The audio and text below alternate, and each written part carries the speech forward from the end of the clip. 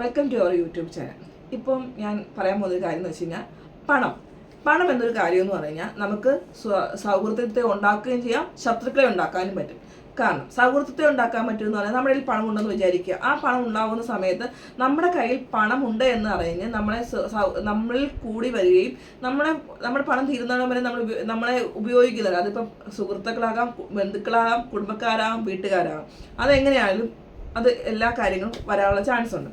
ഇനി രണ്ടാമത്തെ കാര്യം, ഇപ്പം ഇങ്ങനെ നമുക്ക് വരുമ്പോഴേക്കും നമ്മുടെ പൈസ തീർന്നു കഴിയുമ്പോൾ ചിലപ്പം എന്ത് പറ്റും, അല്ലെങ്കിൽ ഇപ്പോൾ ഒരാൾ നമ്മുടെ അടുത്ത്, നമ്മൾ ഒരു ബന്ധു അല്ലെങ്കിൽ നമ്മുടെ ഒരു കൂട്ടുകാരൻ നമ്മുടെ കയ്യിൽ പൈസ ഉണ്ടെന്ന് പറഞ്ഞു നമ്മളോട് കടം ചോദിച്ചു. കടം ചോദിച്ചു കഴിയുമ്പം നമ്മൾ ഓർക്കുകയാണ് ഓക്കെ അവർക്ക് കൊടുക്കാമെന്ന് വിചാരിച്ച് നമ്മൾ കൊടുത്തു.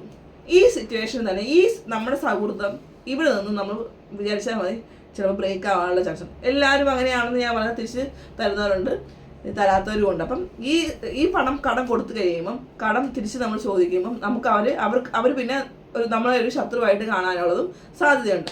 അപ്പോൾ അങ്ങനെ ഒരു സിറ്റുവേഷൻ വരാതിരിക്കാൻ വേണ്ടിയിട്ട് ആർക്കും കടം കൊടുക്കുക, ആവശ്യക്കാരുണ്ടാവും, നമുക്ക് നമ്മുടെ ഉണ്ട് എന്നുണ്ടെന്നുണ്ടെങ്കിൽ നമുക്ക് ആവശ്യക്കാർക്ക് കൊടുക്കുന്നത് കൊണ്ട് കുഴപ്പമില്ല. പക്ഷേ അത് എങ്ങനെ കൊടുക്കണമെന്നും അത് ഏത് രീതിയിൽ ഉപയോഗിക്കണമെന്നുള്ളതും നല്ലതാണ്. കാരണം ചിലർ യൂസ് ചെയ്യുന്നവരുണ്ടാവും, ആ യൂസ് ചെയ്യുന്നവരെ മനസ്സിലാക്കി നമ്മൾ മാക്സിമം കൊടുക്കാതിരിക്കാൻ ശ്രമിക്കുക.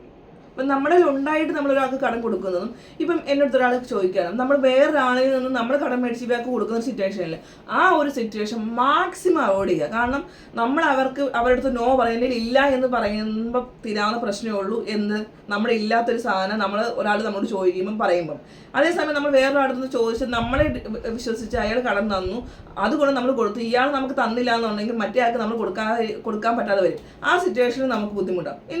ഇനി അവർക്ക് കടം കൊടുക്കാൻ മറ്റേവരുമായിട്ട് നമ്മൾ ബന്ധിപ്പിച്ചു കൊടുത്തോ, ഇന്ന ആളുടെ നീ ചോദിക്കുക എന്ന് പറയും. അല്ലാണ്ട് നമ്മളിതിനകത്ത് ഇടനിലക്കാര്, അത് ബാങ്കിന്റെ കാര്യത്തിലാണെങ്കിലും വ്യക്തികളുടെ നിന്ന് കടം മേടിക്കുന്നതിനാണെങ്കിലും ഒരിക്കലും ഇടനിലക്കാരായി നമ്മൾ വേറെ ആൾക്ക് വേണ്ടിയിട്ട് നമ്മളൊരു കടക്കാരാകാൻ നോക്കാതിരിക്കുക. നമ്മുടെ ഇപ്പോൾ ഒരു 5000 രൂപ ഉണ്ട്, ഒരാൾക്ക് ചോദിച്ചു, ഇനി ആ 5000 രൂപ നമുക്ക് തന്നില്ലെങ്കിലും നമ്മുടെ സ്വന്തം കാശാണ്, നമ്മൾ ഒരിക്കലും അവിടെ കടക്കാരാവുന്നില്ല, നമ്മുടെ സ്വന്തം പൈസയാണ്. പക്ഷെ അല്ലാത്ത സിറ്റുവേഷനിൽ നമ്മൾ കടക്കാരാണ്, നമ്മൾ അതിൻ്റെ പ്രശ്നങ്ങളെല്ലാം നമ്മൾ ചെയ്യേണ്ടി വരും. അതുകൊണ്ട് അങ്ങനെ ഒരു കാര്യം ചെയ്യാതിരിക്കുക ലൈഫിൽ.